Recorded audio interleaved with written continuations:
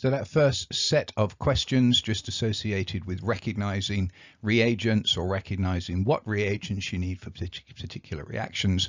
Now we're going to go into questions that have some level of mechanistic inquiry within them. So halogenoalkanes hydrolyze when heated with aqueous sodium hydroxide. So that's that substitution we talked about. Write the equation to show the hydrolysis of 3-chloro-2-methyl-pentane with aqueous sodium hydroxide. So there's the 3-chloro-2-methyl 1, 2, 3, 4, 5 pentane plus aqueous sodium hydroxide. You get the substitution and NaCl left afterwards.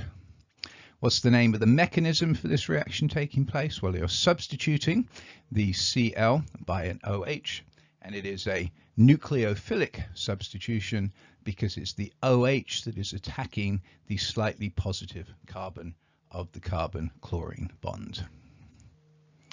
Rate of reaction between halogenoalkane and aqueous sodium hydroxide, measure when different concentrations reactions. What's the effect on the initial rate if the halogen changed from chlorine to bromine? You can assume this is the only change made. Well, what we're doing, of course, is we're making a bond between the carbon and the OH, and that doesn't change. But then you're also breaking the bond between the carbon and the halogen. Okay, and the carbon-bromine bond is weaker than a carbon-chlorine bond. So therefore, the carbon-bromine bond's easier to break, so the reaction will be faster. So same question here. Halogenoalkanes hydrolyze, blah, blah, blah. State and require which of 1-fluoro, 1-chloro, and 1-bromo hydrolyze most rapidly. Again, what we're doing is we are breaking that carbon-halogen bond. The carbon-halogen bond decreases down the halogens, so it's going to be easier to break carbon-bromine than the chlorine than the fluorine.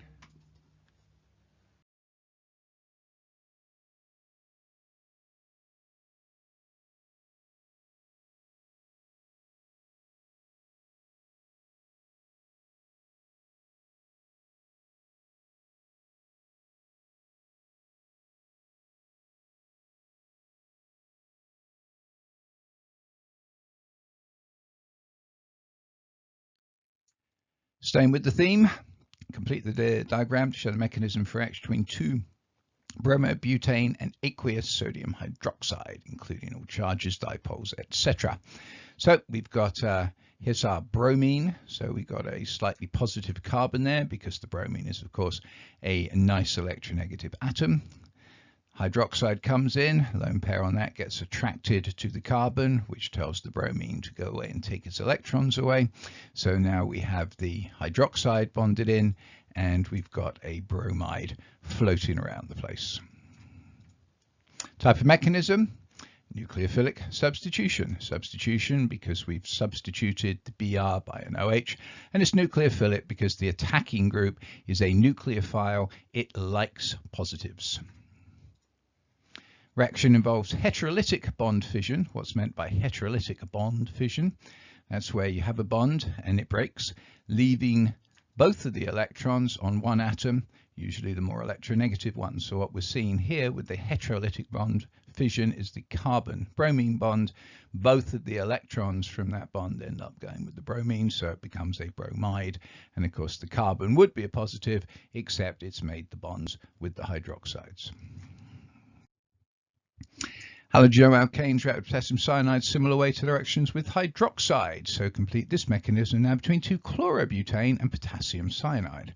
Well, again, slightly positive carbon. Cyanide comes in, likes slightly positive carbon, which tells the chlorine to take its electrons and go away.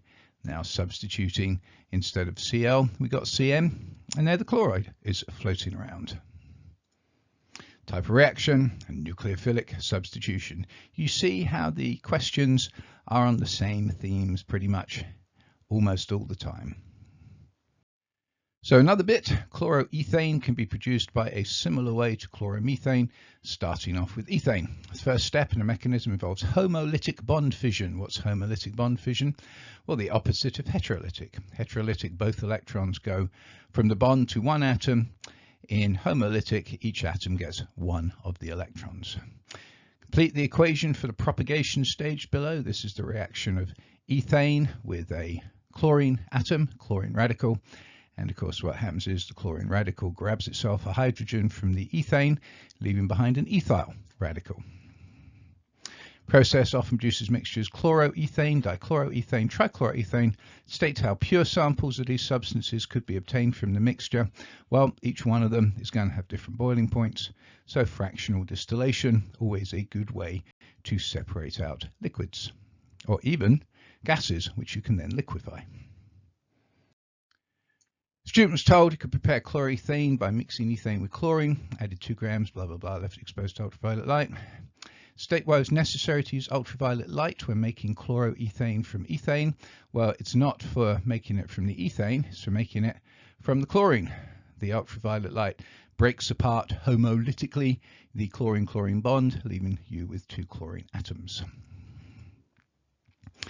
Then, of course, that chlorine atom can attack an ethane, pull away a hydrogen from it, leaving the ethyl radical like we saw with the last question. Then that ethyl radical can find another chlorine molecule, grab itself a chlorine atom from there, leaving behind a chlorine radical, so that then you can go back and repeat step number 2. Student was disappointed by the yield obtained. Yield was always poor due to other products being formed in a reaction. Identify 2 other organic products apart from chloroethane and explain how they're formed.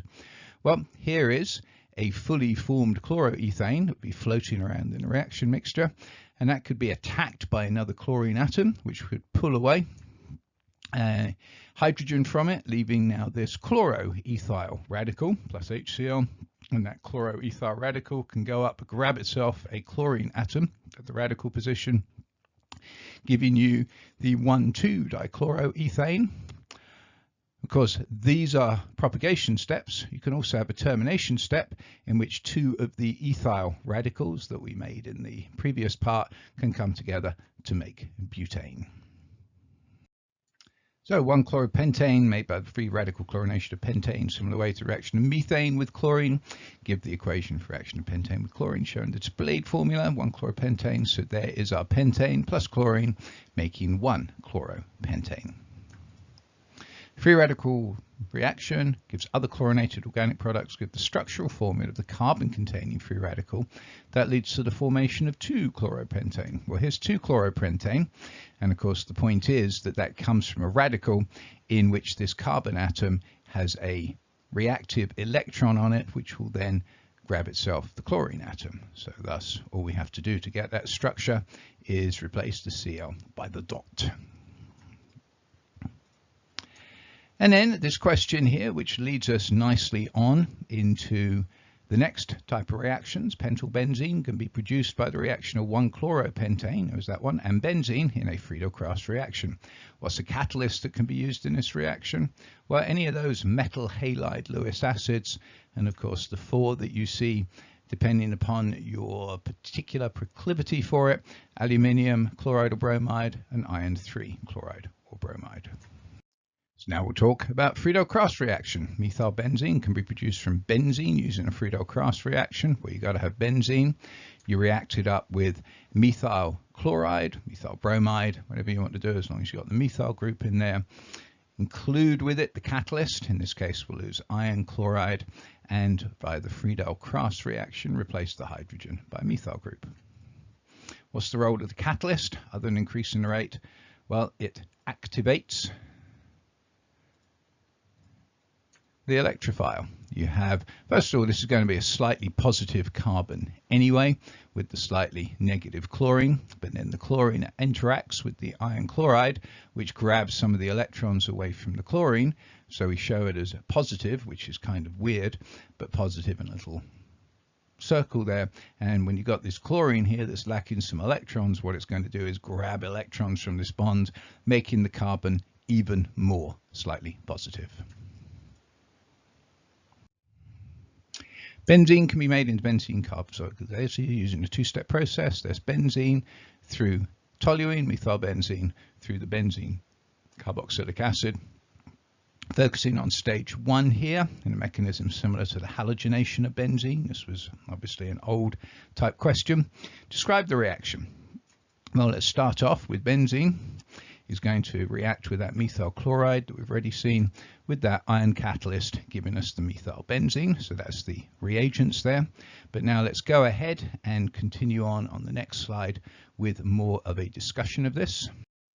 So first thing is what we've already discussed. The methyl chloride will interact with the catalyst to activate that carbon there, making it considerably slightly positive. Then a benzene comes along, this slightly positive, very slightly positive, quite a lot slightly positive. It's hard to know how to say that. Quite a lot slightly positive carbon there will be attracted to the electrons in the double bond. So we draw this using the double bond, even though of course we know that these are electrons delocalized around the ring. And so at that point the carbon tells the chlorine to get lost. So you make the carbon methyl bond there. You've got a positive charge because this carbon here had its share of the pi electrons, now it doesn't, so it's got a residual positive that of course is delocalized around the ring. And you've also got the FeCl4 there.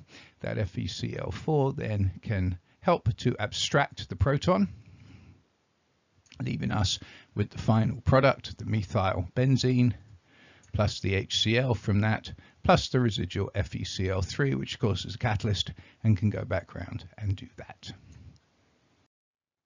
For our last question, bromination methylbenzene using electrophilic substitution gives a mixture of 2-bromo-methylbenzene and 4-bromo-methylbenzene. Give the mechanism of the reaction produces the 4-bromo. Well, the starting point is the same for both of them. You have bromine here, you've got the catalyst, which activates the bromine in very similar fashion to what we were seeing for the methyl chloride a little while ago. Because you take away electrons from this bromine to the ion, this bromine then sucks electrons away from its friend there, and now we've got a slightly positive bromine that is just itching to react up. So there is our methyl benzene, and I've put a hydrogen here at the 4 position because that's what we were asked to do. In comes our activated bromine, same thing again, you get pi electrons forming a bond with the slightly positive bromine, which tells the rest to go away, forming it with the slightly positive electrophile, because remember this is electrophilic substitution. And so you make this intermediate here, positive charge stabilized by delocalization around the ring. And then of course the same thing comes up, the FeBr4- interacts, grabs the H away. The electrons that were being in the bond to the hydrogen now go back into the pi cloud, and so you have the 4-bromo-methylbenzene.